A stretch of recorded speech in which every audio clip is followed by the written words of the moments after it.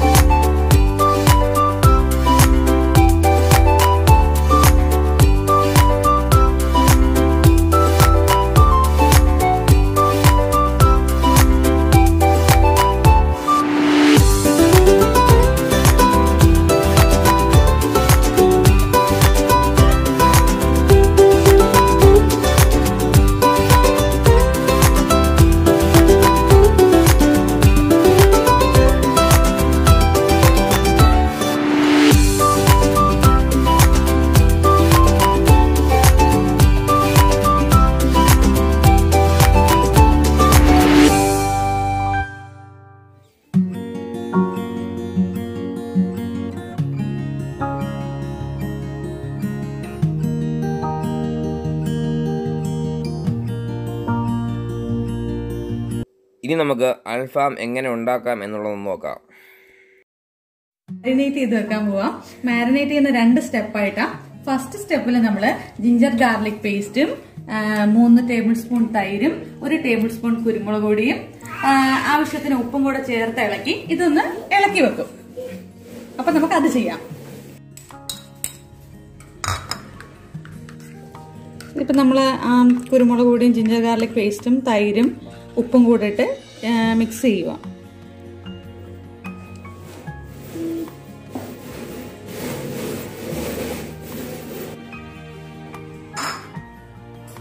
നമ്മൾ ആദ്യം ഒന്ന് മിക്സ് ചെയ്ത് വെക്കാം.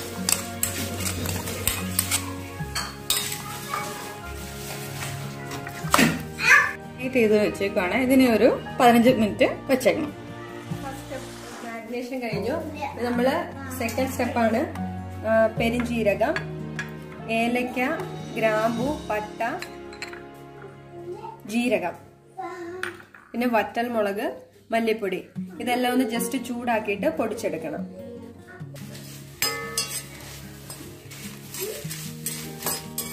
ഇനി നമ്മൾ ഈ എടുത്തു വെച്ചേക്കുന്ന വറുത്ത മസാല നമ്മളിനി അത് പൊടിക്കാൻ പോവുകയാണ്. പൊടിച്ചു കഴിഞ്ഞ ശേഷം അതിന്റെ കൂടെ നമ്മൾ ഒരു തക്കാളിക്കയും 1 സവാളയും കൂടെ അരിഞ്ഞതും കൂടി ഇട്ട് അരച്ചെടുക്കണം. കൂടെ കുറച്ച് നാരങ്ങ നീരും കൂടെ ഒഴിക്കണം.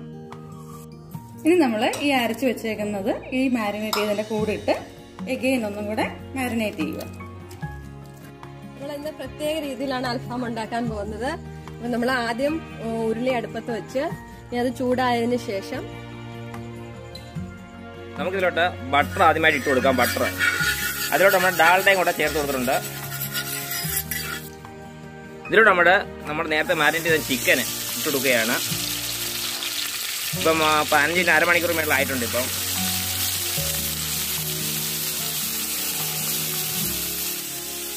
നമ്മളൊന്ന് തിരിച്ചിട്ട് കൊടുക്കുകയാണ്. ഒരു സൈഡ് ചെറുതായിട്ടൊന്ന് ചുവപ്പ് കാണുന്നതിന് നമ്മളോട് തിരിച്ചിട്ട് കൊടുക്കുകയാണ്.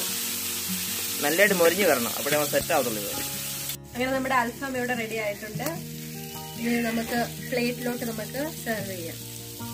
നമ്മൾ വെളിയിൽ ഉരുളി ചെയ്തപ്പം തന്നെ ആ സമയം കൊണ്ട് തന്നെ നമ്മൾ ദോശക്കരയിൽ നമ്മൾ ചെയ്തിട്ടുണ്ട്. നമ്മൾ സമയം ലാഭിക്കാൻ വേണ്ടിയാണ് നമ്മൾ ചെയ്തത്.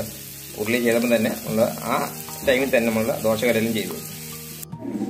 അങ്ങനെ നമ്മുടെ അൽഫാം ഇവിടെ റെഡി ആയിട്ടുണ്ട്. നമുക്ക് ടേസ്റ്റ് ചെയ്ത് നോക്കാം. അങ്ങനെ നമ്മുടെ അൽഫാം ഇവിടെ റെഡി ആയിരിക്കുകയാണ്. അൽഫാം അടിപൊളിയാണ് കേട്ടോ. അപ്പൊ എന്തായാലും കഴിച്ചവർക്ക് നല്ല അഭിപ്രായം പറഞ്ഞു. എന്തായാലും ഞാനും ടേസ്റ്റ് ചെയ്ത് നോക്കട്ടെ. ഇതൊരു പോരായ്മ പറഞ്ഞാൽ മയനേഴ്സ് ഇല്ല, അതാണ് അവിടെ ഒരു പോരായ്മ.